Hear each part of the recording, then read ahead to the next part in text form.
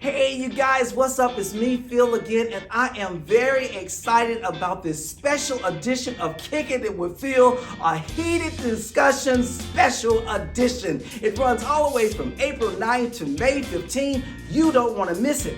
In this special edition, I get to kick it with every cast member, including the director, Ben Guillory.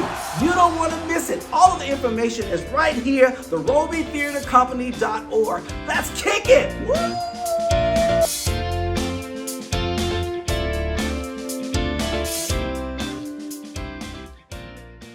Hi you guys, I'm PhiL. Welcome to my channel, Kicking It with PhiL. Like, share, and subscribe, and get that notification bell. Shoo!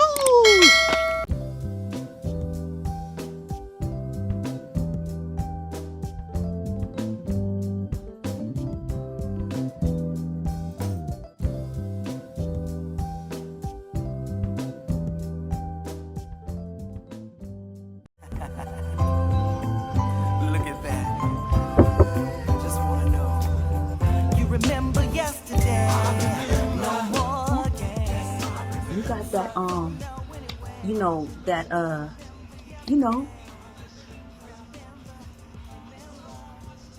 what?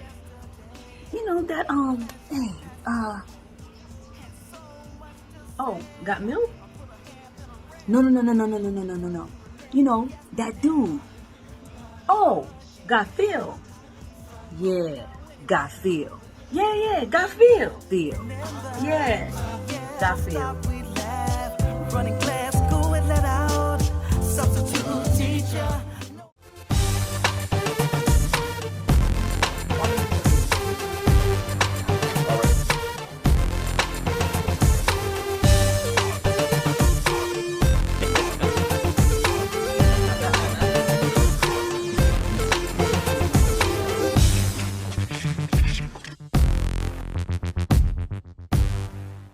Hey you guys, what's up? It's me, PhiL again, and I am excited to be kicking it today because as you know, this whole special edition of a heated discussion, special edition, I get to sit with all of the cast members, including Ben Guillory. And let me tell you, the show is playing right now, Thursday through Saturday at 8 p.m. and a Sunday matinee at 3 p.m. and all the information is right there. Today, I get to kick it with one of the actors who's playing Bob Marley, who got his start at the Amazing Grace Conservatory and attended New York Film Academy, and he's sitting right here. Give it up for my dear friend, actor Alex W.S.T. Chumley. Thank you so much. How you doing, man? I'm so amazing. excited to have you sit here with me. This is awesome, man. I love what you're doing. Like just getting back in this space, man. To be here, I'm excited. I've been anxiously waiting to sit down and talk to you. So. Oh man, thank you for that. Thank you for that. I want everybody out here to know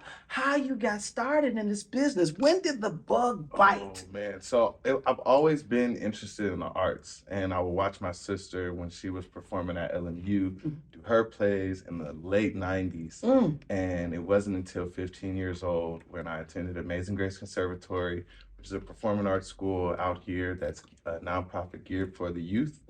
And at 15, I did my first play. It was called AGC's Got Talent. Yeah. And after that show, I told my mom, I was like, Mom, I don't want to play football anymore. I don't want to do anything else. Wow, you put down sports. I tried to at that time. Okay. She didn't let me. Okay. My mom didn't let me, but she told me, hey, you already started football. You have 2 more years left of high school. You can still pursue this, and I'm going to push you in this direction. Just finish out football. So Nice. through high school, I continued going to AGC. Yeah. And then I eventually graduated and then started auditioning and started the journey as a working actor. Oh wow. So your first role, was that your first role and you said that's Yeah. So it was a summer show, like a summer conservatory show. So it was written for us, by us. We had original music. Wow. We learned how to step. It was really amazing. Yeah. So then once it came time to actually do a big show, like my first big show was West Side Story. Yeah. And we did it actually here at LATC. Really? Here? Yeah, here at LATC. And I auditioned for Tony. And I did not get Tony. And I was so upset. And I just found out it was because I couldn't dance at the time. But it was still great. And I auditioned for Lieutenant Schrank.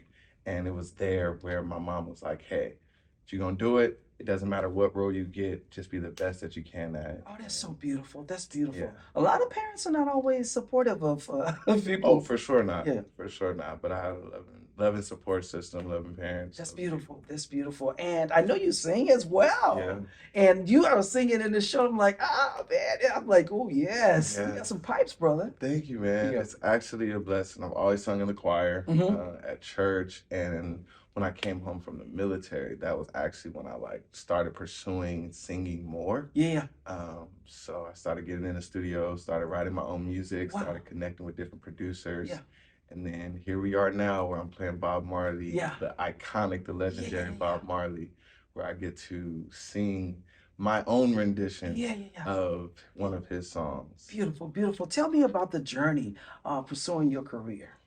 It has been, Because there's some ups and downs. Have you been, has there been a day like, oh, why am I doing this?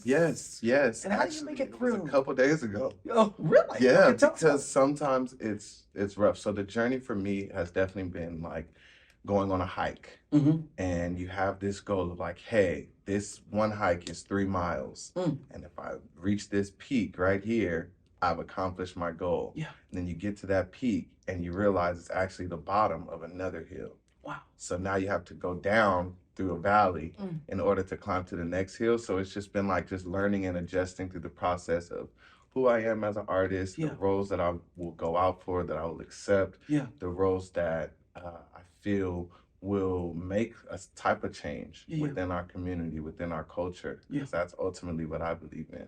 I love it. So I love it. You know, because some people, they give themselves a certain amount of time to make it. If I don't do something in a year, if I don't do it, and I'm out of here. Wow. But how do you feel about that?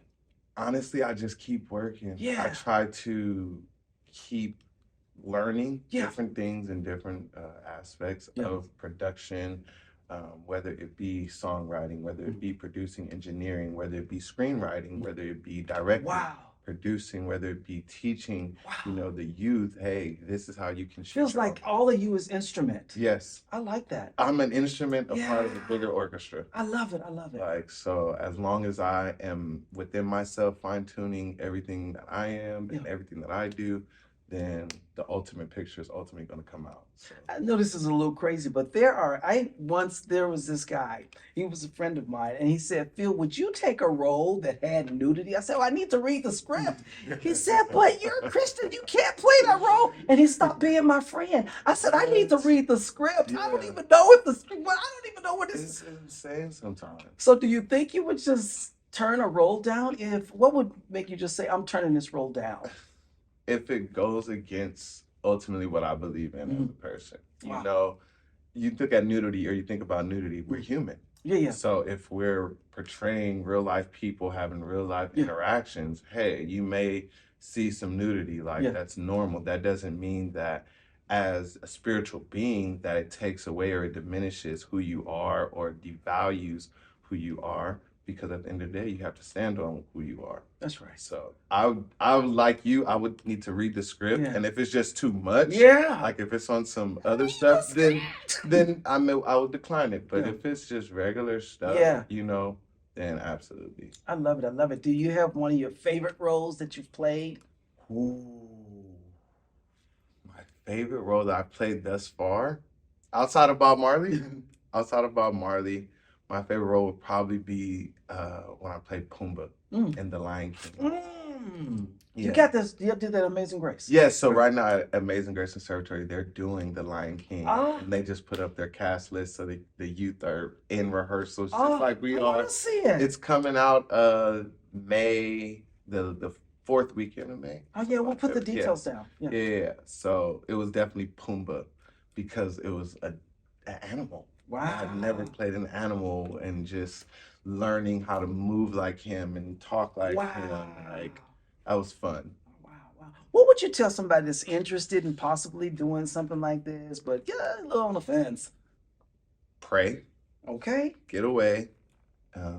Whatever you like to do, whether it be go to the beach, go on a hike, and just talk to, for me, God, the universe, your ancestors, your angels, whoever, and just ask them for the guidance. ask them to order your steps and make sure that it's really what you want to do, because it's not easy. It's not all peaches and cream. You're not going to get paid $1 million right off the back. You're going to have to do a lot of things for free for a lot of years, and you're going to have to invest ultimately in yourself. So if you're willing to invest in your craft as an artist and change the community that you're in, then by all means jump for it, find your village, and everything else is in God's hands. Since you're here, I want to know about Bob Marley. What was it like finding this character? Oh my gosh. Is it anything that relates to you? Yeah, Can you, man. can you- So honestly, before the end of last year, I was missing the stage, and we had been in the pandemic, and I was just like, Lord, I just want to perform again. And Miss Kim, who's also in the play, She gave you a shout out. yes, she's one of my mentors since I was 15 years old. She sent me a text and was like, hey, do you want to audition for Bob Marley? And I'm like, yes. Wow. Like how it was literally within a week span time. Oh. And I was like, okay, let's go. We gotta go. Prayer works. And literally prepared for the role within like 2 days for the audition. Yeah. Came in with my size. I was pretty off book at that time Yeah. because I was excited. Wow. And I just it was like I wanted it. And came in with Ben, and we had a nice sit down conversation, went through the song a couple times, tapped in some different emotions. And it was the most confident I felt about an audition. Wow. I felt like I had this role, and in order to keep it, I actually had to do more work. So the fun part has been actually learning more about Bob Marley and who he was as a person, as a father, as a revolutionary, as an artist, and just what he stood on, and just how so many people around the world from different, backgrounds and walks of life just related to him, just because of he was speaking on peace and love, and was able to connect so many people who were fighting against each other, bring them together for a common goal. I like it. I like it. Do you relate to any of that? Yes, that's one of my goals. Like just to have that unity within our own community. Yeah. I've been in a lot of different spaces and around a lot of different people, and I've learned within myself, like, hey, if we want to be better allies for the world, we have to be better allies as brothers. You get what I'm saying? Yeah. So I have to be willing to listen to you when you're hurting, when you're explaining how you're feeling, and not just get on a defense. I have to be willing to find alternate resources, and, you feel me, to get through. So that's my goal, to find it, and I know through art, that's how people hear it. I love it. I love it. How can people stay in contact with you? Oh man, well, you could follow me on Instagram, on Twitter at AwakenDawg. That's AWKNDAWG. You can also follow our business page, Always Working ENT_, where you can get your official Never Not Working merchandise. And you can go stream all of the music, Alex Joaquin, on all streaming platforms, ALEXWAKEEN. Awesome. Awesome. Alex, This is great. I just want to say thank you for kicking it with me. And thank you for letting me kick it with you. Woo! That was awesome.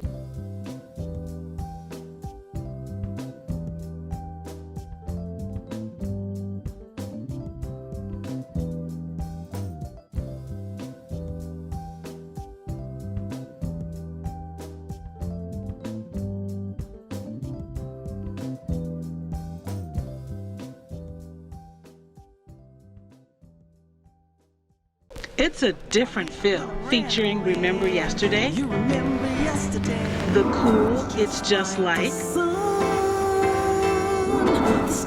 the beautiful Summertime Rain, a tribute Baba Lee, That's Why, and a special hidden track, Feeling That, a different PhiL. The acoustic set, available on all music platforms.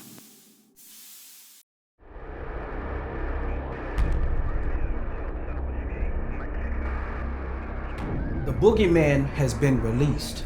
They know what it's called, but they don't know where it is, how people get it, if it's contagious, if it's an aerosol or in the air. What they do know is if you get it, it can kill you. 672, 672. 11, Spring, 755 East 80th Street. 755 East 80th Street, Tiffany Miles, male black was following her. He's dark complected, heavy set, wearing dark clothes. They did get to kill him. They just left the justice part out. Everything was taken away with COVID. And just to think, winter is coming.